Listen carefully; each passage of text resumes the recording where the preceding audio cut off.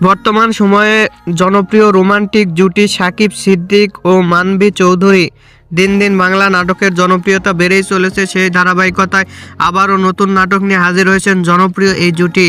নাটকটির নাম প্রিয়জন। নাটকটিতে অভিনয় করেছেন বর্তমান সময়ের আলোচিত অভিনেতা সাকিব সিদ্দিক ও আলোচিত অভিনেত্রী মানভী চৌধুরী। এই নাটকটি রচনা ও পরিচালনা করেন আদর মিরাজ। নাটকটি খুব শীঘ্রই